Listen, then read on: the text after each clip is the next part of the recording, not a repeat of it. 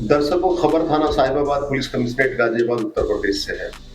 थाना साहिबाबाद पुलिस ने राकेश वासने के अपहरण एवं हत्या की गुत्थी सुलझाते हुए मृतक राकेश वासने के निकटवर्ती दोस्त राजू उपाध्याय और उसके 3 अन्य सहयोगियों को गिरफ्तार किया है। इस संबंध में आज दिनांक 7/6/2024 को थाना साहिबाबाद पर पुलिस उपायुक्त ट्रांस हिंडन द्वारा प्रेस वार्ता की गई। देखिए अचूक भारत न्यूज की एक रिपोर्ट। दिनांक 30 मई को थाना शालीमार गार्डन में एक सूचना मिली थी, जिसमें वादी द्वारा बताया गया था कि उसके पति को राजू उपाध्याय और कुछ अज्ञात व्यक्तियों द्वारा अपहरण करके उसके साथ कुछ गलत किया हुआ।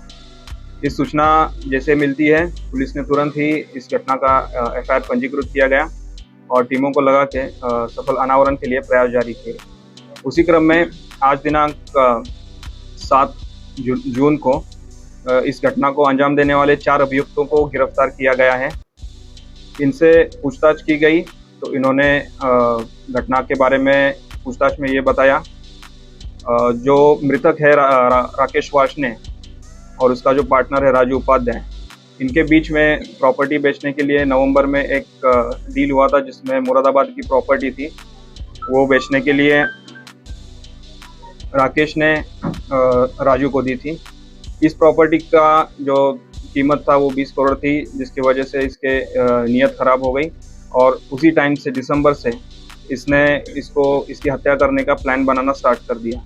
इसने अपने 2 साथी अनुज और कृष्णा, इनको इसके बारे में बताया और उन्होंने इसमें शामिल होने के लिए तैयार हो गए।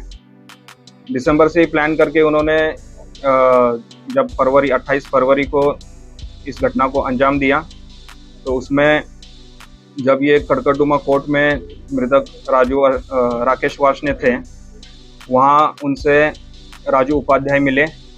उन्होंने उसको कड़कड़डुमा कोर्ट से वो अपने ऑफिस दिलशाद गार्डन ले गए दिल्ली में। वहाँ पे इन्होंने शराब का सेवन किया, जिसमें नशा होते ही उन्होंने नीला थोता नामक एक जहर उसमें मिला दिया। जैसे ही मृतक राकेश वासने बेहोश हो जाते हैं, वहाँ पे जो उसके दूसरे साथी थे हरीश शर्मा, इन्होंने उसको 6 एनेस्थेसिया के इंजेक्शन दिए और जैसे उनको इन चारों को यकीन हो गया कि अब ये पूरे बेहोश हो गए, अनकॉन्शियस हो गए, हिल नहीं सकते, तो उन्होंने वहाँ से उसी के गाड़ी में, क्रेटा गाड़ी में मृतक को डाल के उसको दिल्ली से गंगनहर लेके आए और वहाँ पे इसे डंप कर दिया और जो इसकी गाड़ी थी वो वापस जाके शालीमार गार्डन एरिया में रख दी। इसी के बारे में अधिक जानकारी करने के बाद इनसे घटना में जो बरामदगी थी वो इनसे, जिसमें मृतक के जूते, शर्ट जो कि सफ़ेद कलर की थी, ड्राइविंग लाइसेंस जो उसके ऑफिस से ये चीज़ें बरामद हुई हैं और इसी के आधार पर आगे की विधिक कार्रवाई की जा रही है।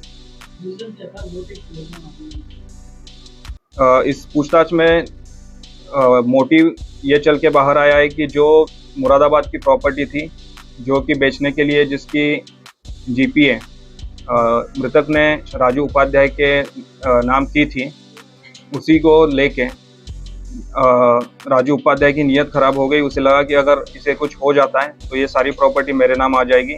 इसी के चलते ये सारा साजिश रची गई। इस प्रॉपर्टी की कीमत अराउंड 50 to 20 करोड़ है।